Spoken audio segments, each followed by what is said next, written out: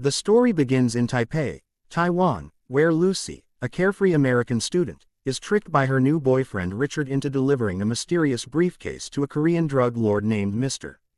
Jang. She refuses at first but is forced into the deal at gunpoint. When she meets Jang, his men open the briefcase, revealing blue crystalline packets of a powerful synthetic drug called CPH4.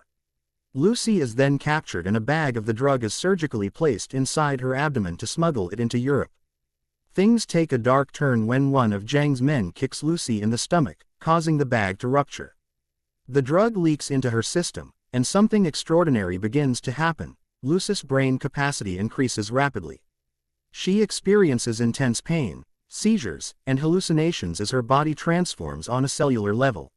She soon gains heightened perception, the ability to control her body functions, and even telekinesis. Terrified but fascinated, Lucy seeks help from a local hospital. She forces a surgeon to remove the remaining drug from her body and discovers that CPH4 is a natural chemical produced by pregnant women to help fetal development, but in minuscule amounts. The synthetic version, now in her bloodstream, is expanding her brain's potential beyond normal human limits. Lucy contacts Professor Samuel Norman, played by Morgan Freeman, a leading expert on brain capacity and evolution.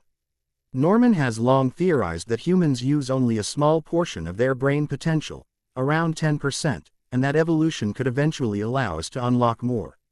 Lucy calls him, explaining that she is already accessing up to 28% and that her abilities are growing exponentially. Intrigued and concerned, Norman agrees to meet her in Paris. Meanwhile, Lucy's powers continue to evolve. She can manipulate electronics, read radio signals, access computer networks without touching them, and even control people's movements. However, her humanity begins to fade as she becomes more machine-like and detached from emotions. She realizes that her time as a human is limited. Lucy travels to Paris to meet Professor Norman, but Mr.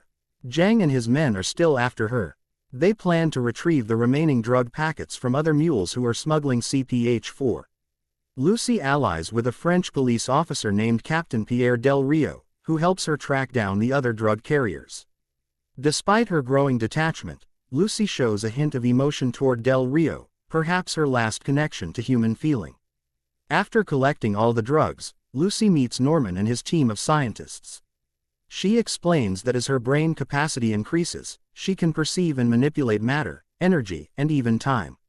Norman and his colleagues watch in awe as Lucy begins to transform further, her physical body starting to merge with her surroundings. When Jang and his men storm the building, Del Rio and the police engage them in a fierce shootout. Lucy, now operating at over 90% brain capacity, ignores the chaos around her.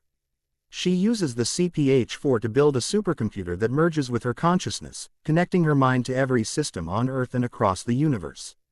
As she reaches 100% brain capacity, Lucy transcends physical existence. Her body dissolves into a stream of light and energy. She travels through time and space, witnessing the birth of the universe, the formation of Earth, and even prehistoric humanity, where she meets the first human ancestor, Australopithecus Lucy. In a symbolic moment, she touches the early Lucy's hand, a connection between the past and the future of human evolution. When Mr. Jang enters the lab to kill her, Lucy has already ascended. Del Rio shoots Jang dead, but Lucy is gone. Moments later, Norman receives a flash drive made of an advanced black substance. It contains all of Lucy's accumulated knowledge. Del Rio receives a text message on his phone: "I am everywhere." The film ends with Lucy's voiceover: "Greater than life was given to us a billion years ago. What have we done with it?" Lucy is a thrilling mix of science fiction, philosophy, and action, exploring what might happen if humanity could unlock its full potential, and the price of transcending what it means to be human.